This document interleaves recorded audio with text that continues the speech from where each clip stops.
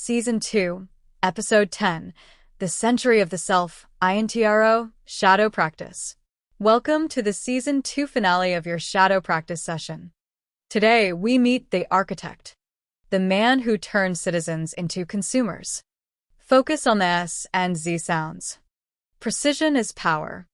Master the English of mass manipulation. Let's begin. The script. Do you need the things you want? Do you buy a car for transportation or for status? Do you vote for a policy or for a feeling? We believe we are rational.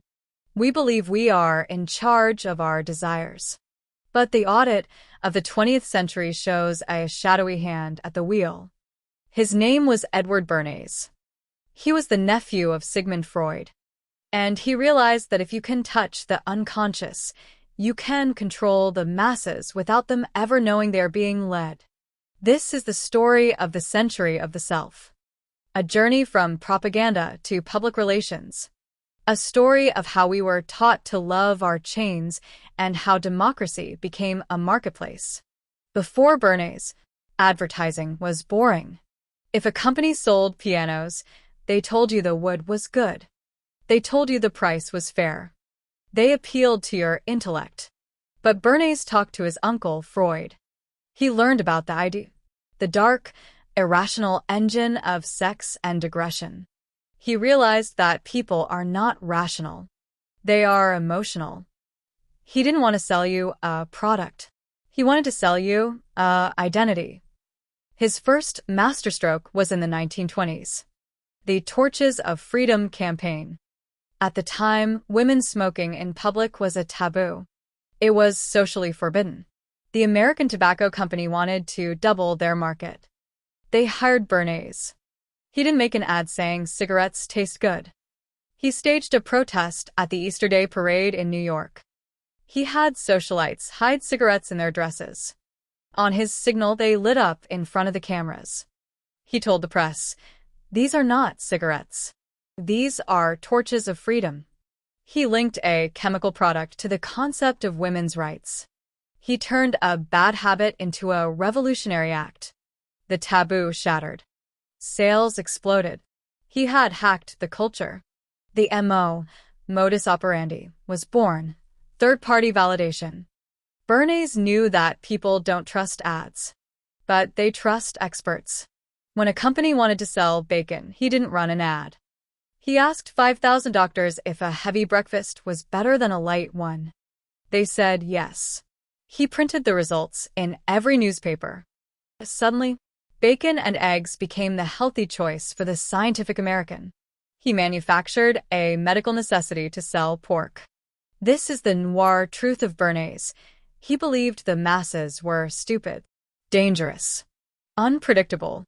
In his book, Propaganda, he wrote, "The conscious and intelligent manipulation of the organized habits and opinions of the masses is an important element in democratic society."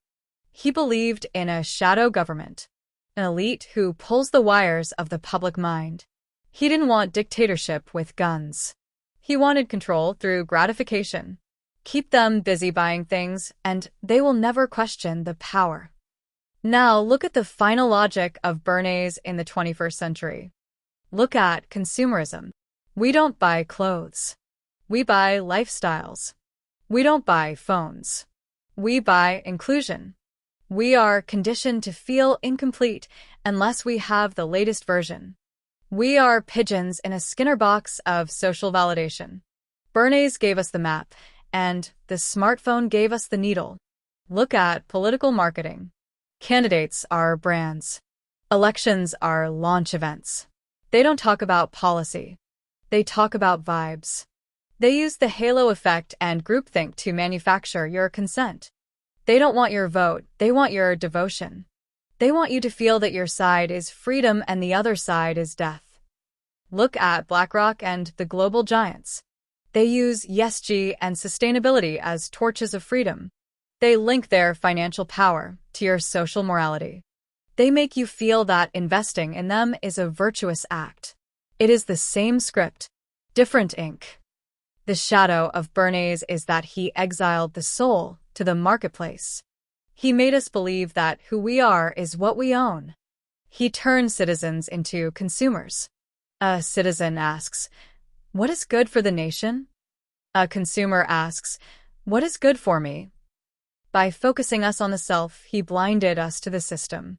How do we exit the century of the self? You must audit your desires. When you want something, ask yourself, is this my want? Or was this injected into me? You must reclaim your intellect. Bernays won because he targeted the ID.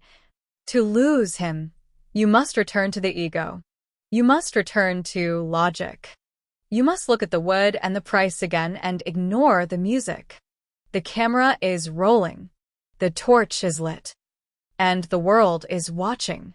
Will you buy the identity? Or will you keep yourself? The manipulation is invisible. The strings are thin. And the mirror is watching. Stay sharp. Your emotions are being harvested. And your identity is being sold. Don't be a consumer of your own control. The century is old. The techniques are new. And the audit is yours.